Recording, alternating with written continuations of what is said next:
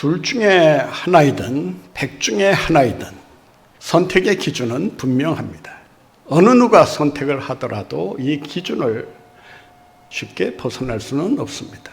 사람들은 본능적으로 정해진 기준에 따라서 판단하고 선택하고 결정을 내립니다.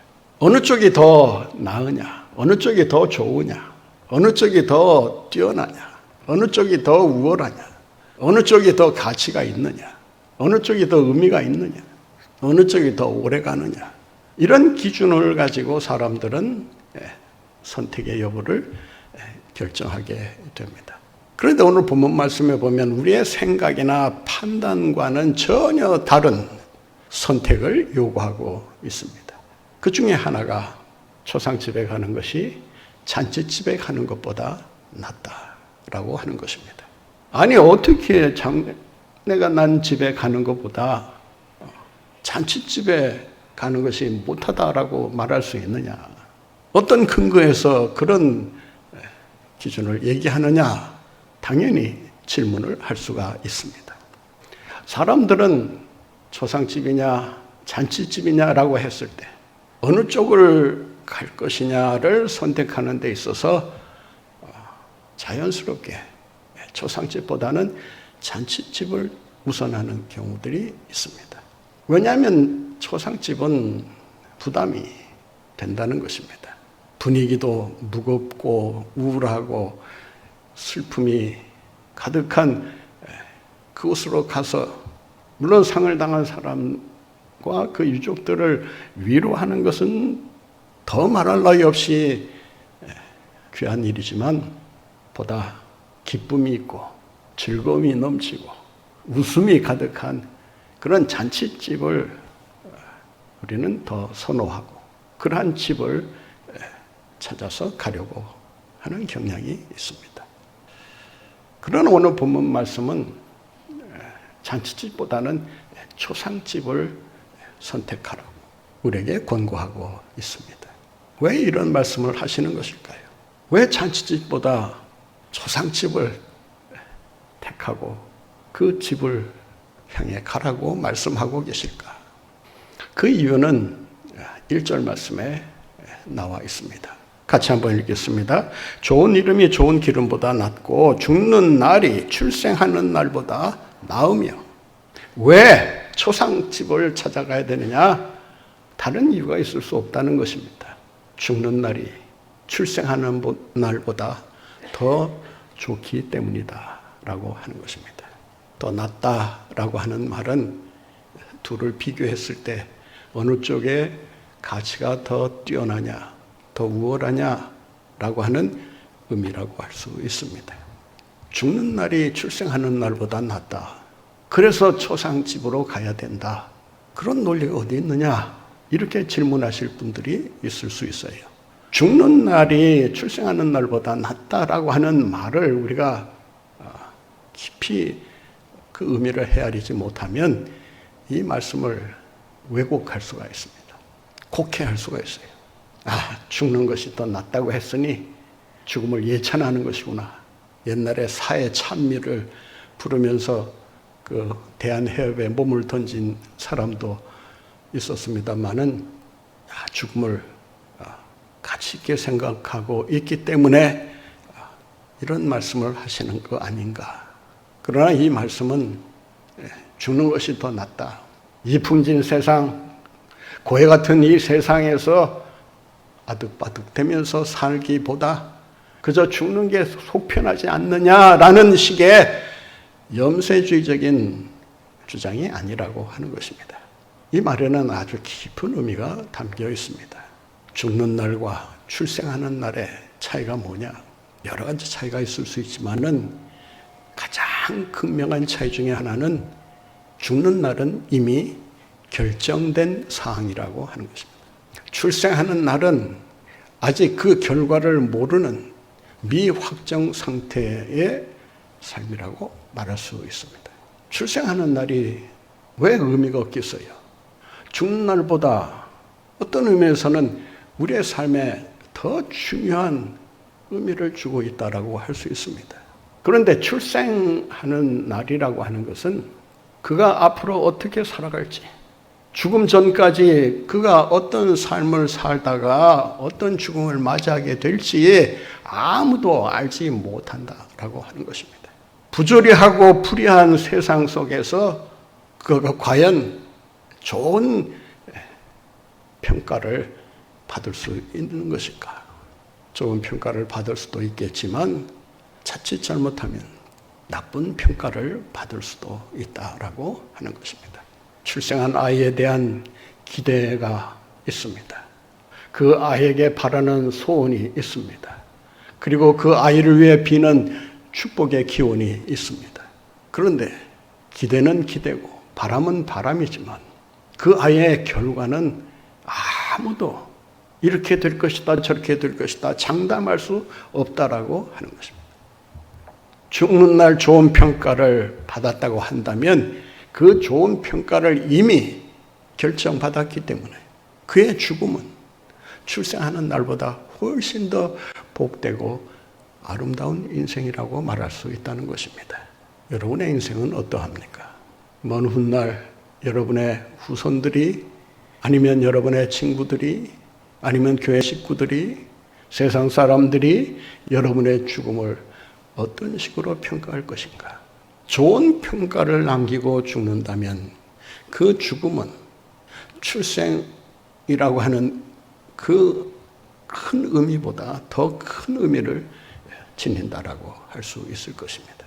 이 아이가 살아가면서 혹독한 시련과 역경을 거치게 될 것인데 그런 역경과 시련 속에서 과연 이 아이가 어떤 식으로 선택하고 그리고 어떤 식으로 살다가 어떤 죽음을 맞이하게 될 것인가. 그의 미래가 불확실하기 때문에 그 불확실한 미래에 대해서 좋다 나쁘다를 얘기하기는 아직 이르다라고 하는 것입니다. 그러나 죽음을 통해 자신의 죽음에 대한 평가가 이미 내려졌다면 그 평가를 통해서 그의 삶 전체를 바라볼 수 있게 된다라고 하는 것입니다. 여러분의 인생을 다 살고 난 다음 여러분들의 자녀들로부터 가족과 친지들로부터 잘 살았다. 좋은 평가를, 탁월한 평가를 받으며 여러분의 마지막을 맞이하시는 여러분들 모두가 되시기를 간절히 바랍니다. 왜 우리가 잔치집보다는 초상집을 먼저 선택하고 가야 하는가? 두 번째 이유는 2절 말씀에 기록되어 있습니다. 같이 읽겠습니다. 초상집에 가는 것이 잔치집에 가는 것보다 나으니 모든 사람의 끝이 이와 같이 됨이라. 모든 사람의 끝이 이와 같이 됨이라. 모든 삶의 종착점을 지켜볼 수 있는 곳이 어디냐? 잔치집이 아니라 초상집이라고 하는 것입니다. 모든 사람이 다 죽음이라고 하는 그 한 방향을 향해 가고 있다라고 하는 사실을 언제 깨닫느냐? 그 지식을 언제 배우느냐? 바로 초상집에서 배운다라고 하는 것입니다. 잔치집도 어떤 의미에서는 우리의 삶의 행복을 가르쳐주고 또 삶의 의미를 교훈하고 있다라고 할 수 있습니다. 그러나 잔치집에 없는 것이 뭐냐? 모두가 다 죽음이라고 하는 한 길로 간다고 하는 이 사실을 알려주지 않는다라고 하는 것입니다. 잔치집도 언젠가는 초상집으로 바뀌게 되어 있습니다. 오늘 본문은 초상집 따로 있고 잔치집 따로 있는 것이 아닙니다. 한 집인데 그 한 집에서 경사스러운 일이 일어나면 잔치집이고 누군가 사망을 하면 초상집이 되는 것입니다. 나는 잔치집에서만 살 거야. 나는 일생 잔치하면서 살 거야. 그거는 자기의 그저 꿈이고 바람이지 그대로 되는 법은 존재하지 않습니다. 더도 말고 덜도 말고 한가에만 같아라. 모두가 다 풍요를 기원하지만 우리가 언제까지나 그 풍요를 누리며 살고 있지는 않는다라고 하는 것입니다. 그렇게 살았으면 좋겠다라고 하는 소원일 뿐이지 그렇게 사는 사람이 과연 이 세상에 어디에 존재하고 있느냐. 오랜 세월 목회하면서 많은 사람을 만나고 또 그들이 사는 집을 방문해 보지만 잔치만 하는 집은 제가 지금까지 한 사람도 발견하지를 못했어요. 그 잔치집에 참석해서 먹고 마시고 즐기고 좋은 시간을 보내던 사람들도 때가 되면 다 죽음의 길로 향한다라고 하는 것입니다. 마지막 끝이 있다는 이 의식을 가지고 인생을 살아가는 것처럼 축복된 일은 없습니다. 이 지식을 어디에서 배우느냐?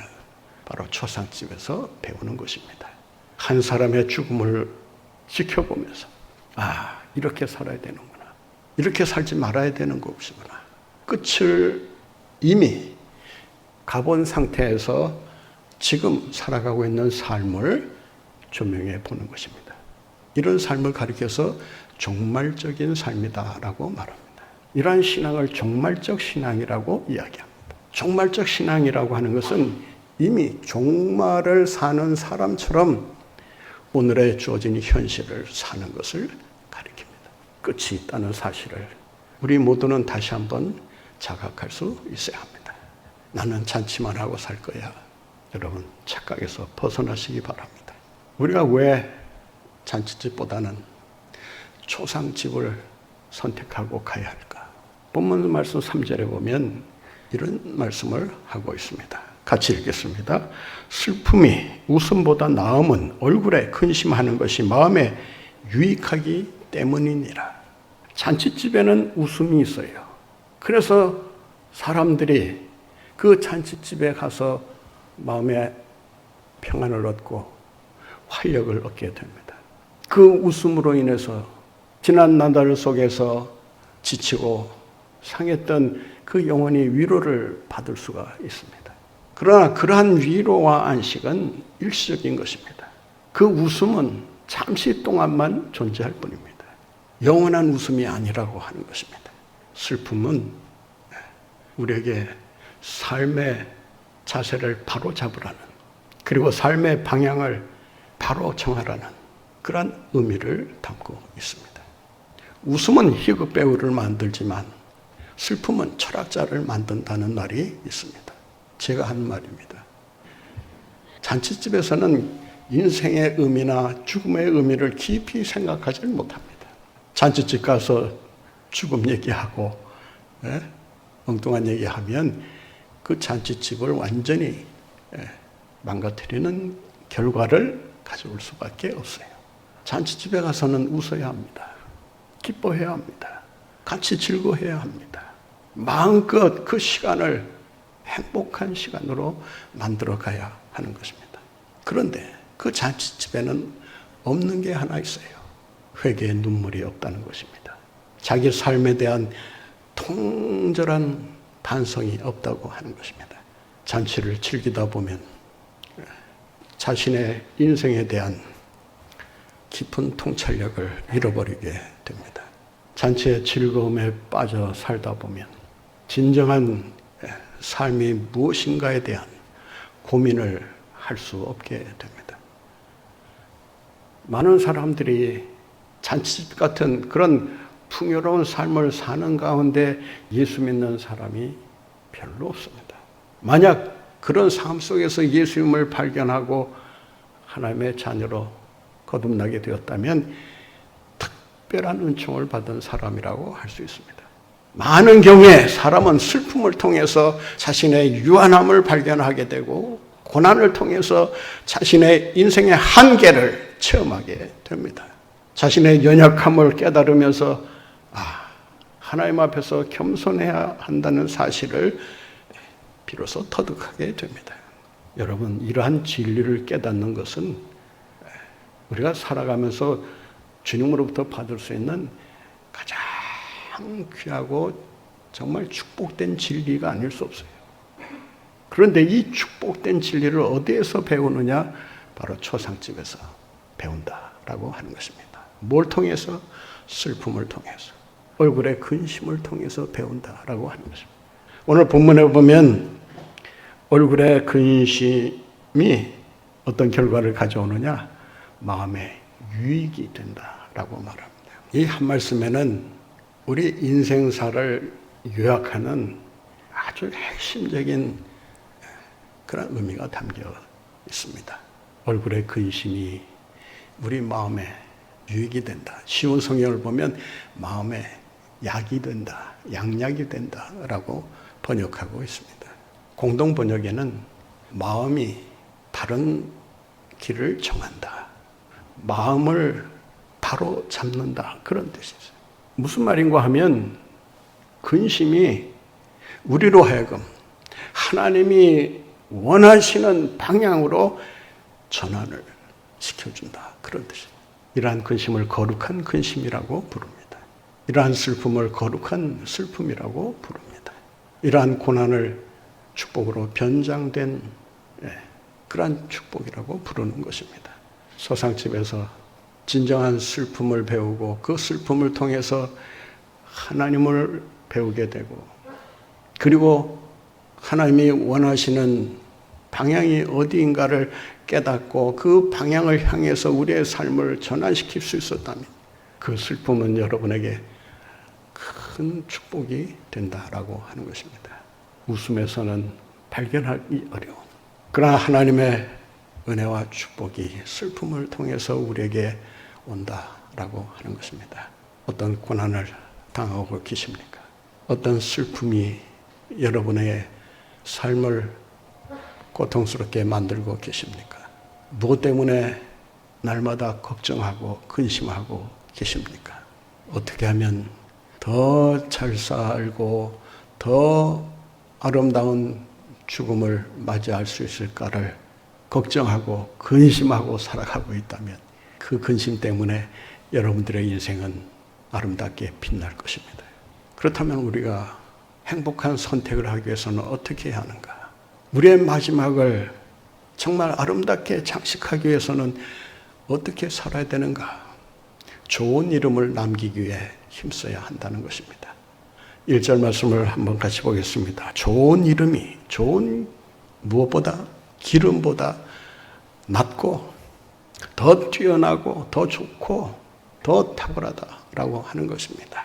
좋은 이름이 좋은 기름보다 낫고 당연하다고 생각할 것이에요. 누구나 다 좋은 이름이냐 좋은 기름이냐 했을 때 좋은 이름을 택하지 좋은 기름을 택하는 사람은 없습니다. 욕심이 사나운 사람이라면 모르겠지만 정상적으로 상식적으로 자신의 삶을 제대로 살아보려고 하는 사람들은 좋은 기름보다는 좋은 이름을 택하기 마련입니다. 그래야 합니다. 그런데 살아가는 삶의 현장에서 그가 어떻게 살아가느냐를 가만히 살펴보면 좋은 이름을 위해서 살기보다는 좋은 기름을 계속 확보하기 위해 동분서주하고 있는 것을 보게 됩니다. 좋은 기름이란 히브리어로 쉐멘이라는 단어를 사용합니다. 이 쉐멘은 값비싼 향유를 가리킵니다. 당시의 향유는 많은 종류가 있었다고 해요. 그런데 이 쉐멘이라고 하는 이 향유는 정말 값비싼 향유로 인정을 받았기 때문에 재산 목록 가운데 금, 은 다음으로 그렇게 귀한 재산의 취급을 받았다고 합니다. 다시 말해서 여기서 말하는 기름은 우리가 그토록 쌓기 위해서 애쓰고 힘쓰고 노력하는 재물이라고 말할 수 있습니다. 사람들은 좋은 이름 하면서 살기보다는 좋은 기름, 어떻게 하면 좋은 기름 많이 내가 취하고 살 수 있을까? 좋은 이름은 하나님이 인정할 때 주어지는 것임을 잊지 말아야 합니다. 좋은 이름은 명성이나 명예를 뜻하는 말입니다. 잠언 22장에도 보면 은근보다 명예를 택할 것이요 라고 하면서 이 명예의 소중함을 우리에게 가르쳐 줍니다. 그런데 이 좋은 이름은 좋은 이름을 얻고 싶다고 해서 좋은 이름을 얻고 사는 게 아닙니다. 하나님께서 인정하는 삶이어야 그것이 복된 이름을 가지고 사는 삶이라고 할 수 있습니다. 이 이름은 의로운 삶을 살 때 주어지게 됩니다. 불의하고 거짓된 인생을 살면서 좋은 이름을 바라는 것은 이건 말이 되지 않습니다. 어불성설입니다. 그렇지 않겠어요? 그런 사람들의 인생은 아무리 높이 평가하려고 해도 그렇게 할 수가 없다라고 하는 것입니다. 하물며 하나님께서 우리의 인생을 평가하실 때 우리의 거짓되고 불의한 면을 보면서까지 좋은 이름을 붙여주실 수는 없지 않겠습니까? 여러분의 인생이 언제나 좋은 이름으로 남는 그러한 복된 인생이 되셔서 오고 오는 시대 속에서 여러분의 이름이 높임을 받고 칭찬을 받는 이러한 축복의 역사가 여러분과 함께 하시기를 간절히 바랍니다. 어떻게 해야 우리가 행복한 선택을 하며 살아갈 수 있는가? 본말씀 2절을 한번 같이 보겠습니다. 초상집에 가는 것이 잔치집에 가는 것보다 나으니 모든 사람의 끝이 이와 같이 됨이라. 산자는 이것을 그의 마음에 둘지어다. 그 마음에 둘지어다. 여러분의 마음에 무엇을 두고 계십니까? 여러분의 마음에 무엇을 두고 있느냐가 여러분의 인생을 결정하게 됩니다. 그 마음을 두는 것을 여러분들은 항상 관심을 갖고 그 일을 이루기 위해 모든 삶을 투자하게 될 것입니다. 우리 마음에 두어야 할 것은 어떤 세상적인 것이 아니라 바로 예수 그리스도 한 분이심을 잊지 말아야 할 것입니다. 우리의 일생을 출생부터 죽음, 그 죽음 이후의 삶까지 책임지시고 섭리해 나가시는 주님을 여러분의 마음에 두고 그분을 여러분의 인생의 주권자로 인정하고 살아갈 때 그분을 통해서 하나님의 뜻을 이루며 그의 영광을 드러내는 복된 삶을 살게 될 줄로 믿습니다. 가장 위대한 삶이란 뭐냐? 출세하고 높은 지위를 얻고 권력을 얻는 삶이 아니라 하나님의 뜻을 이루는 삶이라고 할 수 있습니다. 주님을 여러분의 마음 중심에 두고 주님이 인도하시는 대로 순종하며 나아갈 때 주님의 뜻을 이루는 위대한 인생을 살게 되는 것입니다. 어떻게 해야 우리가 행복한 선택을 하며 살아갈 수 있을까요? 본말씀 4절을 보겠습니다. 함께 읽겠습니다. 지혜자의 마음은 초상집에 있으되 우매한 자의 마음은 혼인집에 있느니라. 무슨 말일까요? 잔치집이 우리의 삶의 최종 목적지가 아니라고 하는 것입니다. 최종 목적지는 죽음의 순간에 결정될 수밖에 없습니다. 다시 말해서 영원한 목적지를 우리가 정해놓고 그 목적지를 향해 달려가는 삶이야말로 진정 행복한 삶이요 주님이 기뻐하시는 복된 삶이라고 하는 것입니다. 주석은 두 종류의 집의 의미를 갖고 있습니다. 잔치집의 의미도 있고 초상집의 의미도 있습니다. 이 주석에 우리가 가야 할 집이 영원한 본향이 어디인가 깊이 생각하시면서 그 본향을 향하여 소망 중에 믿음으로 달려가시는 참된 승리자들이 다 되시기를 간절히 바랍니다.